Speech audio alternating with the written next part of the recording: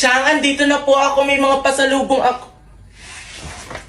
Ate, ikaw na ba yan? Dumating ka na pala. Galing Canada. Chang, anong nangyari sa kapatid ko? Sa kapatid mo? Ewan ko, ba't hindi mo itanong sa kanya kung bakit may galos siya? Galos? Bakit ang daming pasa? Pasaway eh. Ano bang ginagawa sa pasaway, ha? So, totoo talaga yung sinabi ng kaibigan ko na minamaltrato niyo yung kapatid ko. Ate, ayoko na dito.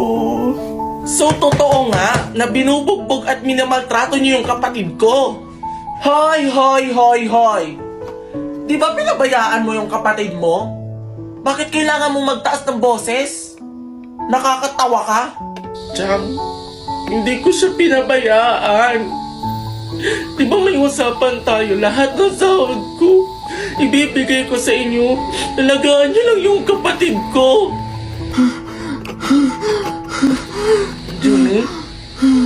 Junie? Junie? Magpakatatag ka. Pupunta tayo ng hospital, okay? Ano ba yan? Ang arte? Mapa-hospital pa?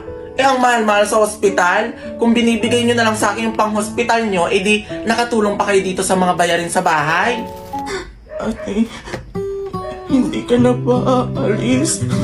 Hindi na. Dito na si ate habang buhay. Hindi ko na kasi kaya, ate. Junie, huwag ka naman magsabi ng ganyan. Ito na nga si ate, oh. Hindi na ako aalis. Dito na ako. Lilipat na tayo ng bahay.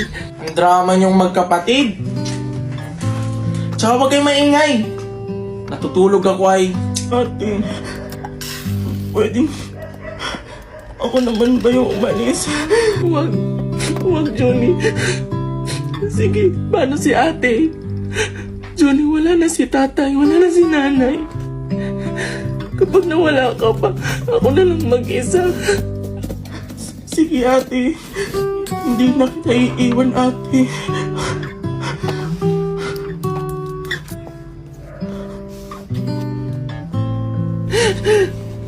Junie. Junie.